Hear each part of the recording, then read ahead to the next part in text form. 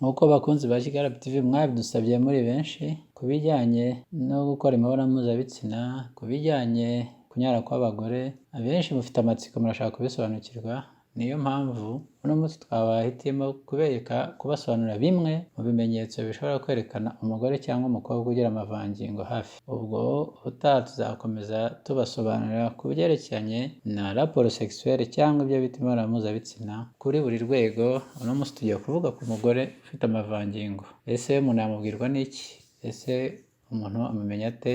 Ese amavangingo ni iki? Ubusanzwe akabariro ku bashakanye ni ingenzi cyane mu buzima bwabo, ndetse ni naho hari ipfundo ryo kurambana iyo gatewe neza, buri umwe muri bombi akanezererwa mugenzi we. Hari ibirungo rero twagereranya n'indyoshyandyo bikurura uburyohe ndetse n'umunezero hagati y'abagirana imibonano mpuzabitsina. Mu miterere karemano y'igitsina gore, iyo umugabo akomeje kugishotora cyane kigenda kivubura imwe mu misemburo yacyo yagenewe imibonano, ururenda abenshi bita ububere, ndetse bikaza kurangira haje n'amatembabuzi ariyo mavangingo aza mu ishusho y'inkari. Ku bagore benshi aya akaba ikimenyetso cy'ibyishimo biriho bishyika ku ndunduro, maze ibi bihe bikanezeza ba nyiri icyo gikorwa. Nubwo bimeze bityo rero, hari abagore banyara zivuye mu bakannyi.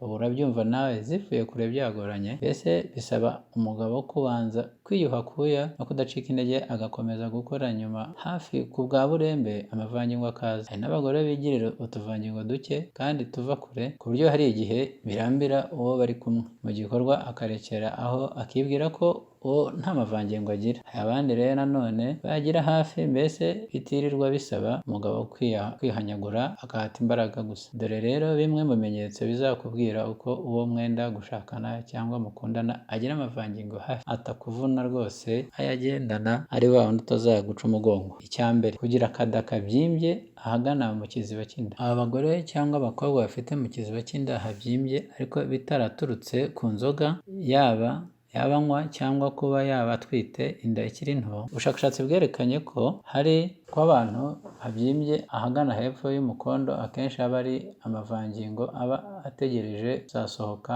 umunsi w'imibonano mpuzabitsina. Mwumve rero basore banjye cyangwa namwe bagabo, uwo ufite akada kabyimbye hepfo mu kiziba cy'inda ko ari amavangingo aba abuditsemo rwose. Iyo mukoze imibonano mpuzabitsina asohoka ku bwinshi. Umuntu wa kabiri cyangwa abantu ubwoko bwa kabiri bw'abakobwa ni abafite ubwoya bwinshi ku mubiri. Icyo ni ikindi kimenyetso kizakwereka umukobwa ufite amavangingo, kandi ni ikimenyetso cy'imisemburo iba ari myinshi mu mubiri w'uyu muntu, bityo bikoroha igihe yafatiyeho mu gikorwa. Uvuga ngo umukobwa ufite ubwoya bwinshi ku mubiri ni ikimenyetso cy'imisemburo, kandi imisemburo ijyana n'amavangingo ku buryo aryohereza uwo bakorana imibonano mpuzabitsina. Ikimenyetso cya gatatu ni umugore cyangwa umukobwa uhora ashabutse, uvuga umukobwa uri shapu. Iki ni ikimenyetso cyo gukora cyane kw'amaraso, bityo bikihutisha ikora ry'imvubura zivura imisemburo ikenerwa mu mibonano mpuzabitsina. Abakobwa bari shapu rero nabo murabyumva, mujye mubareba kandi babiteho ko nyine n'imisemburo yabo iba ari shapu, iboneka vuba kandi igatanga amavangingo. Ikimenyetso cya kane ni umugore cyangwa umukobwa uhora yisekera, mbese ukabona asetswa n'ubusa. Abandi bari tujuru suriyante. Uyu we ntibimutwara igihe ngo abe yarangije, ndetse